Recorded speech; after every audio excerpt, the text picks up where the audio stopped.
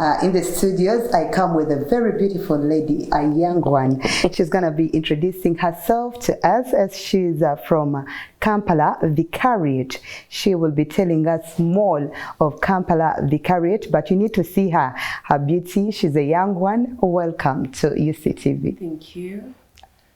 Our viewer out there would like to know, who is this beautiful lady? This beautiful lady, or really like people refer to me at work, beautiful, pretty. So my name is Dorothy Christina Chajiziwa, and I'm from Kampala Vicariate. Really, basically from Naguru Dinari in a parish called Chigowa, St. Andrea Kagwa Chigowa, on the Ntinda Chisasi bypass road. Yeah. As you've heard, she's from that parish. Many of you know a few parishes in Kampala. Yes, she's from there. Today she's here to talk about Kampala Vicariate, basically. Our viewer out there would like to know what is all about Kampala Vicariate. Kampala Vicariate is a combination of a number of parishes. I would say a number of deaneries, 4, and about 27 parishes that comprise the Vicariate. So for now, we're a group of youth, very energetic, and out there to serve our God through the very many things that we do in church as the youth and as an apostolate. Yeah. As you, Miss Dorothy, what do you do as you in the Kampala Vicariate? What is your duty? For now, you very well know we are into elections, so we are choosing new leaders for our parishes, and in the due course we will get new leaders for our deaneries and for the Vicariate as well. But for now, in Chigowa, I am a Navavubuka, not for the parish, but for a sub-parish. So from that sub-parish and from the deanery, that is where I have come in to be a supportive person in the apostolate. And I believe I have done my part. How long have you been a Navavubuka in? I think the whole of the last period, I have been a Navavubuka. Because funny it is, but should I call myself a new recruit? But I am changed from the Anglican faith to the Catholic faith. That is the most surprising bit about me. Is very many people cannot believe I was not born Catholic. But I just love it.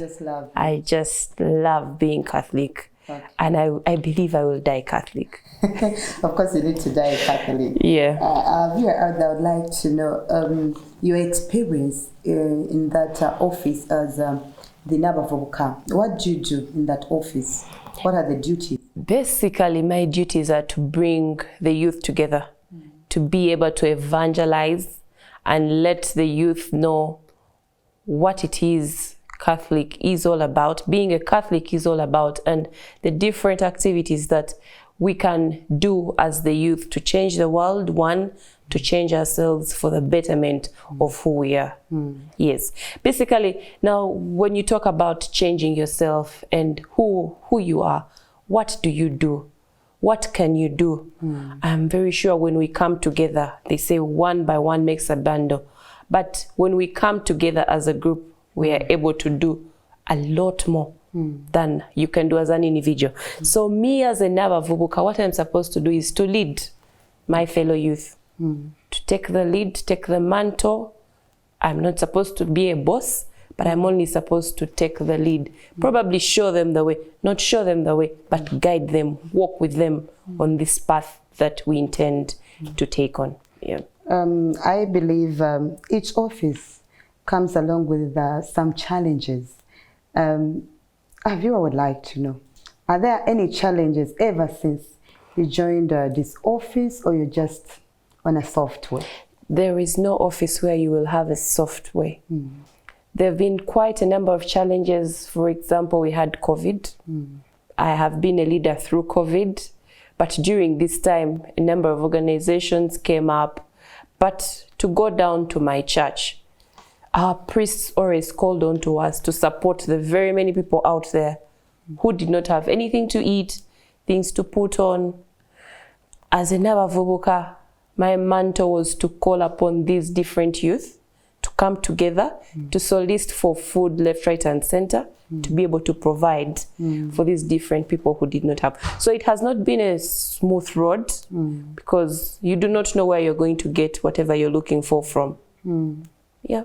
Yeah, that was back then in COVID. Now we are past COVID. Any other challenges you're right now? Definitely the youth. We are in that age bracket where most of us are starting to work. We are breaking off from our parents and we are scratching for ourselves, I should call it. So we do not have a lot of time and we do not have a lot of money. And yet everything that we do requires us to have the money and the time. So when you're looking around for people who are going to support you, you're supposed to look for people who have the time. And you're also supposed to look for people who will help you, give you that extra cash that they have. So this is not an easy road. We do not have the money, but we still have to do it because we love it. We will do it with whatever little resources we have. I believe in your office that sometimes you get problems from these people you lead. They come to you, they see you as a mentor maybe at one point, and they're like, this is challenging me in this form. You know, as youths, sometimes they go in for early money because of the challenges they are facing in life. And I believe in your office, you get a lot of maybe problems or complaints from such people when they need some help. Could you please share with us some of the things that are challenging the youth, specifically maybe the Catholics or generally? See, in our faith, the way we grew up, it is do this, do that, don't do this. So as you grow up, you're experiencing the world. The world is out there. It is an open book. So I'm supposed to read it and understand it. So when you talk about things like youth wanting early money, that is true. We need quick cash. Like I've told you, we are growing away from our parents. I want to stay alone. I need to pay rent. I need to feed myself. I don't have a job. So what am I going to do? I'm going to go look out for something that I can do. Before I know it, I have joined a gang. And here I am. Left, right, and center, I am in and out of prison. I have joined people who are doing drugs, because when I join the people who are doing drugs, then I am able to get some little money from selling it. But this is not right. This is not nice. So having no work for all of us, because most of us, like, you know, the youth, when I get out of school, I want a white collar job. Not knowing that these days I can create my own job. So the challenge is letting people know how to use their hands. Someone will not understand it because they believe, so you're telling me to use my hands, but you're not doing it. Yes. So for you, you're seated out there and you're telling me to use my hands. Why are you not using your hands? Not knowing that I could be seated out there in an office, and you who is using your hands, what you're using your hands for, what you're getting out from your hands, I will take it on and take it to wherever I'm seated to give you clean money, other than going into these wrong things that most of us really go into because of the love for money and also wanting to look and appear like our peers. Some could be lucky that they have gotten jobs earlier than the rest of us. Maybe they are born in rich families. They are born in rich families, so they have got the money. But Dorothy, I would want to look like you because, amen, she drives a Porsche car. So what do? I will look for where to get that money to drive a Porsche car, but at the back of my mind, my conscience is very dirty. So those are very many challenges. The youth out there, we are many. And most people look up to us, their leaders. By the time someone decides to make you their leader, there is a reason why. But bringing us together to see that we are all on the same path is really challenging, because not everybody will understand you. Yeah, to take you back briefly, someone out there would like to know, who is a youth?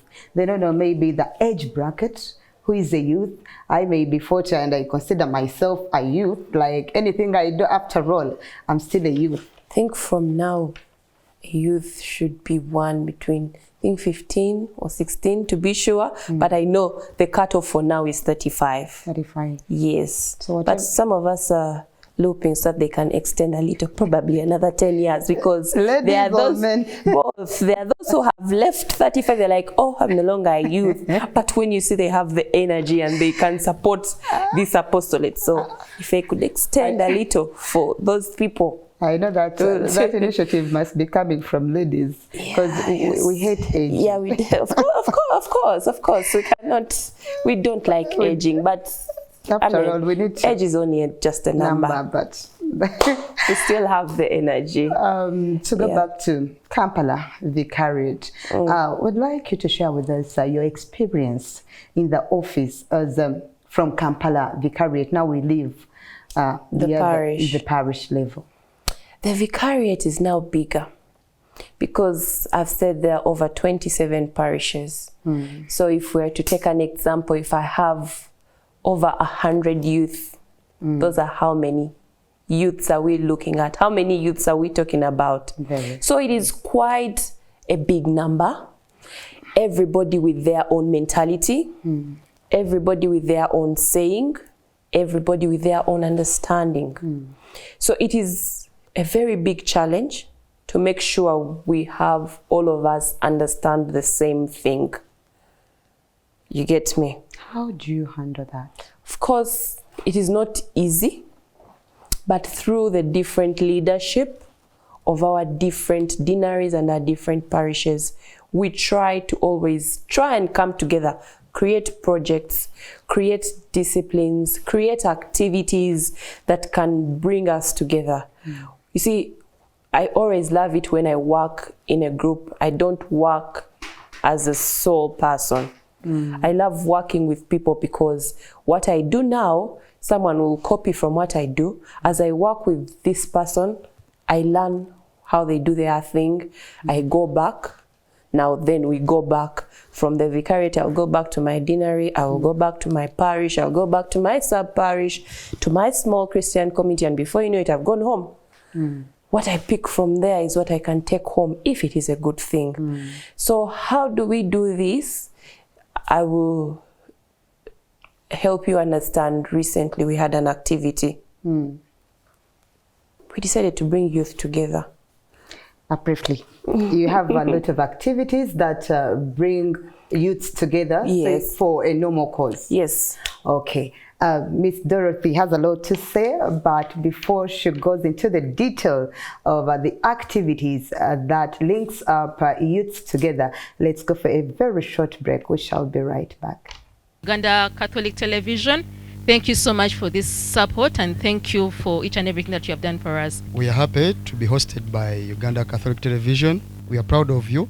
Keep it up. And fenga bavubuka mantubagala nnyo. Welcome once again. You're still watching UCTV. Miss Dorothy Christine is still with us in the studio from Nabavuka from Chigowa Parish. She was sharing with us the activities they do to bring up youths together for a normal cause. Miss Dorothy, back to you. We left when you were telling us about the activities that you do or you put up to bring youths together for a normal cause. Okay, so thank you very much. So this is not a one-man brain. It is not only me, but like I have mentioned, the Vicariate is made up of a number of deaneries, and these deaneries are made up of a number of parishes. So these different leaders come together and brainstorm. So last week, I guess, we heard one of the deaneries in Kampala Vicariate, that was Rubaga Deanery. They came up with a very good idea that all of us loved, and I believe all of us should take it on. They went back to the roots of how our parents those days, I should say our great-grandparents, used to bring their children together to talk to them. They had something they used to call a choto. We called it a campfire. So you light a fire and you sit around this fire. Stories are told, Discipline is instilled in your children. So what these people decided to do was to bring the youth together. We had different people from different parishes that make up the Vicariate. We came together. We sat around the fire. We had the number of priests talk to us. That is the spiritual bit of it. We had the number of kojas and singers. They came and talked to us. So what was the aim? We are bringing the youth together in one place, talking to them about God, about our faith, what it takes to be a Catholic. What are you supposed to do? Is it go to church, go home, pray? No. You are meant to participate in a number of activities at church because you do not know who it is you're meeting at church. True. That takes us back to, we are looking for the jobs. We are out of school. They've called you for an activity. Why don't you go? You never know. Because Opportunity can be at opportunity church. hits, yes. Yeah. Opportunity can find you at church for a job, for a husband, for a wife. You never know. Who is it I am going to meet? So what happened is the priest came, talked to us about our faith. What am I supposed to do? Why don't I want to go for confession? What hinders me from going for confession? Most of us don't love going for confession because we are scared. We fear people listening to us. But it is relieving when you go to confess. That is one thing I love about my faith. When you go to confess for the sins that you have done, nobody is an island. We all make mistakes. True. So the priests came in. They talked to us about our faith. There were quite a number. Youthful priests like we are. So we are not listening to the old priests. We are not saying they are not good. Age. They are our age. They understand us. They know what we go through. So they will give you that advice basing on who they are and who you are. And what they are seeing around What the they are world. seeing, they are in this world with us. Even the fact that they are religious. We are secular. But they mix and mingle with us. Of course, they know what is transpiring. So it is easier for you to bond other than when you stay at church, you fear to go to see a priest because you believe those ones are so spiritual, I can't go close to them. But with such activities, you're meeting the priest, you're face to face, you have an hour with them, you tell them what is bothering you. Why then wouldn't I love my faith? Why then wouldn't I come out to do whatever it is they're telling me? So when we had the singers as well, but as we were doing all this, we were having cups of porridge. You should have seen us. You've talked of singers because when someone hears about a choto, you know, it is normally heard in, is it Buganda culture? True. Where the fathers, the grandfathers used to sit their children down and they'll be telling them about the values and norms of what is transpiring in the world, what is the do's and don'ts. So I was like, was it all about church? Or there are these other things that the youths are facing besides the church, those other matters which need to be touched as well for a youth to maybe to have a good life. Yeah. So this time around, we didn't have only church. But the good thing is the background is church. Yeah, the background is church. But like I was saying, we had the priests. Luckily enough, they also told us things that were not church. Then we brought in a singer who was talking to both the ladies and the men. You were all together? We were both all men and- together, both men. There is no division No because separation that the boys, ladies- no, the boys will be like, what are they telling the girls that we are not hearing? And we'll also be like, what are they telling the boys that we are There are not some hearing? sensitive issues like Zero. boys shouldn't listen or hear this when it comes to a woman. This is special. It is specifically for us. I believe the age where we are hitting 35, we need to know these things. Because one of the motives of why we decided to have this choto, it was late in the evening. People are done with work, so we want you to relax over a cup of porridge. We took our porridge in our plastic cups. Just as it was. Just as it was back then. So the singer was now taking us through, preparing people for those who are ready to go into marriage. Because I mean, I'm not going to stay with a fellow woman. No. I'm going to stay with this man. So he should be there to listen to what they're telling me to do, as I also listen to what the Koja is telling him to do. So that by the time I get in there, I'm not flexing. I'm not fighting. No, for me, they told me to do this. No, they also told me to do this. No, you can compromise. So I am very sure at the end of it all, at the end of that day, very people were very excited. And people were like, we should have this. We should keep having this. And we were like, wow. This has been a very great initiative. So we do plan to have these in the different dineries on a quarterly basis, have people come together, bring different kinds of people to speak to us, because people need to keep speaking to us.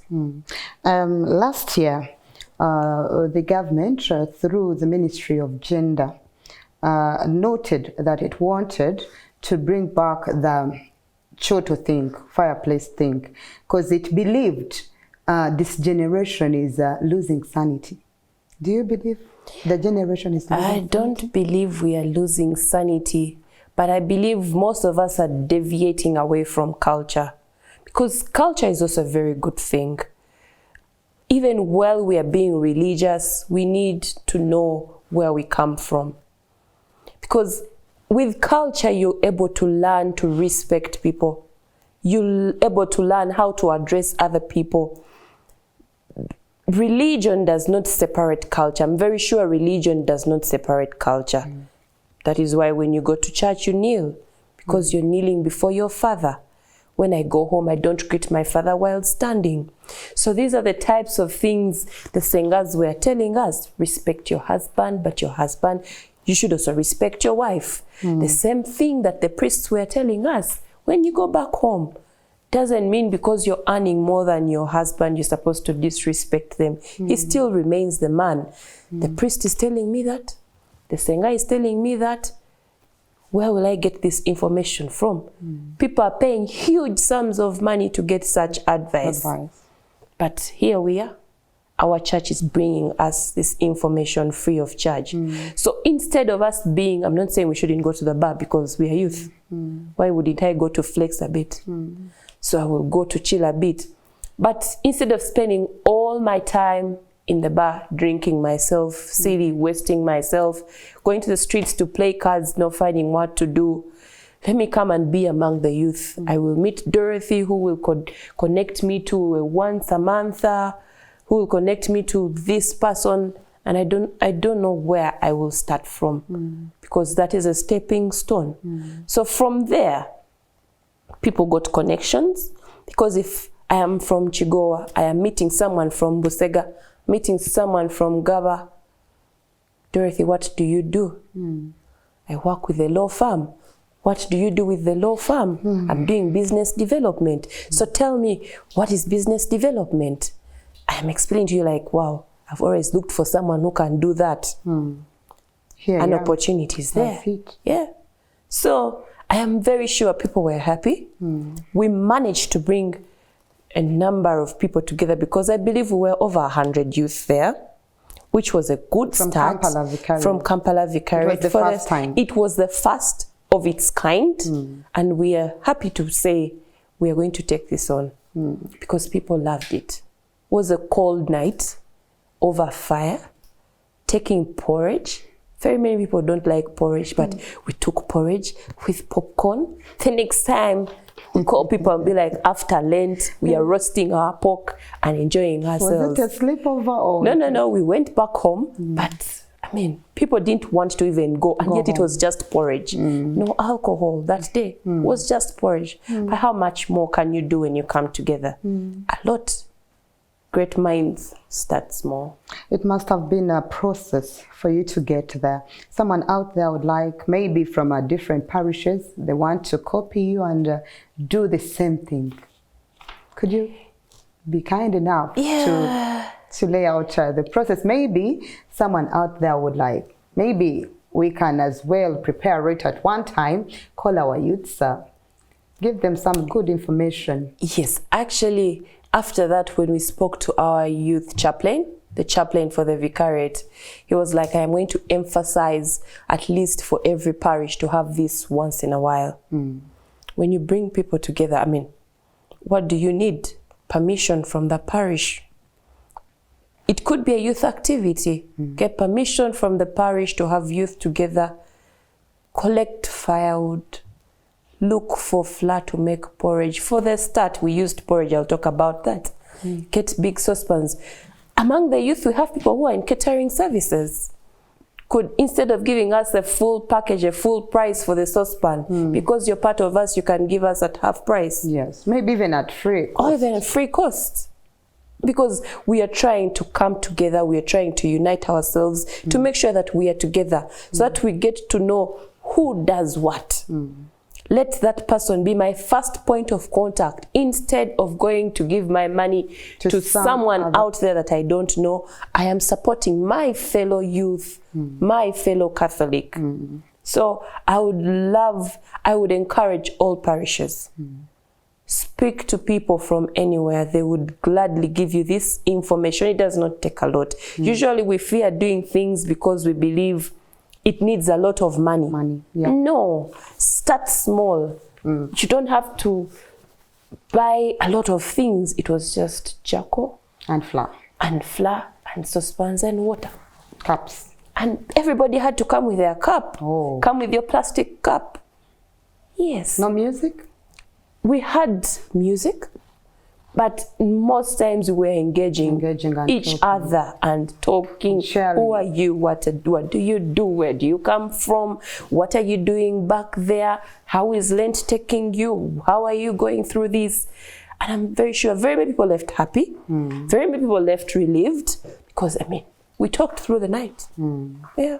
Okay, Chocho was the first innovation. First of its kind. Any other innovations you're planning to do as a Kampala Vicariate for the youth? Yes. Very many parishes are planning a number of activities. But for now, because it is Lent, fast prayer and almsgiving, for now, the Vicariate is planning a charity event. We will be heading to Jinja on Easter Sunday. We are going to help the youth that side. See, when you come up in church and they're having a fundraising and you come up as the youth, you're like, for us, the youth, we've also done this. It gives Even your parish feels pride. They're like, yes, we have got concerned youth. We have got youth. Yes, they have. There. Yes. So, as Kampala Vicariate, we will be heading to Jinja, a new parish called Wansimba. It will be given. Yes, we will go Easter, but in the evening. So we are letting people enjoy Easter with family. So in the evening, we will set off for Jinja. We're helping that parish roof their presbytery. And we will also do almsgiving. So everybody is coming together to collect a number of clothes, shoes that they no longer use, food items that we can carry, take them to Jinja and support these youth. Have you done some good publicity or down in the dineries so that those people can contribute? Everyone can contribute, or it's limited to the leaders? No, it is for everybody. Publicity, we have put it out there for everybody. Is talking about wherever you can get an iron sheet from, not the ones of opium, but any iron sheet from, because we are helping them roof their presbytery. We are collecting these iron sheets. We are collecting these food items, these clothes to take to these people.